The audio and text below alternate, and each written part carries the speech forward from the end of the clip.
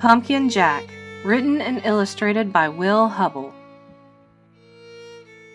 When Tim carved his first pumpkin, it was fierce and funny and just perfect.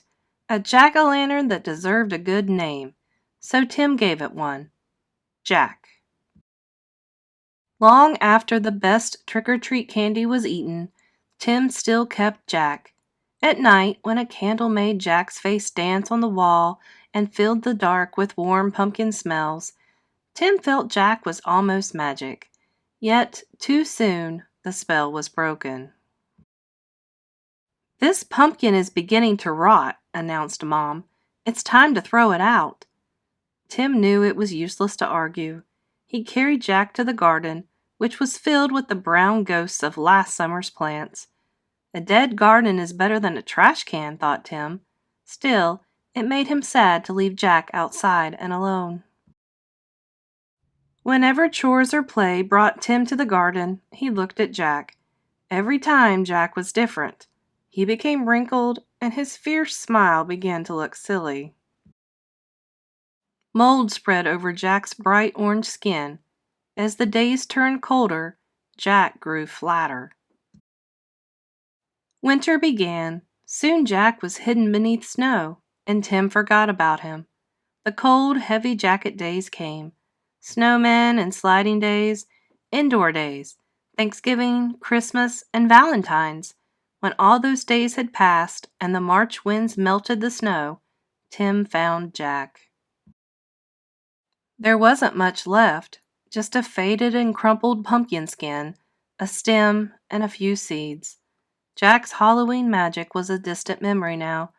Tim scraped a thin blanket of earth over the last bits of his pumpkin. "Goodbye, Jack," he whispered. When spring turned barefoot warm, a tiny sprout appeared where Jack had been.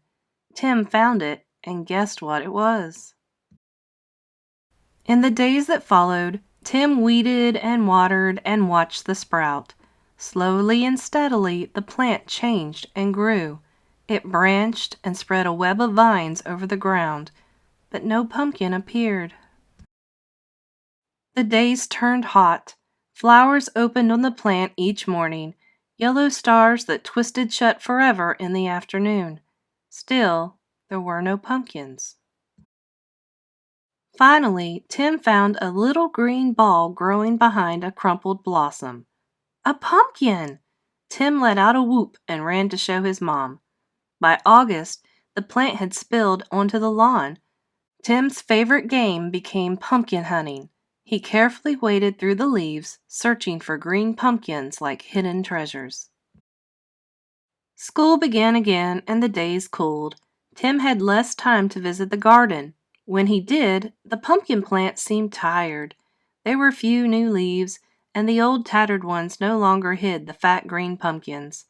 Then, one October morning, Tim woke to see frost coating the garden.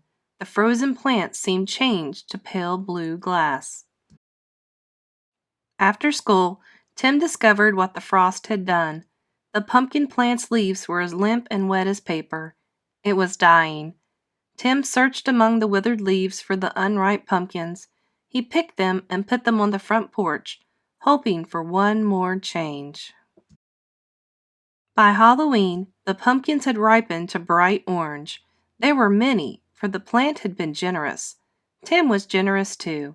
He gave away all but one. From jack-o'-lantern to seed to pumpkin again, the circle was almost complete. Now it was time for Tim to do his part. He gave his pumpkin a face. It smiled at him in a fierce and funny way. Tim smiled too and said, "Welcome back, Jack."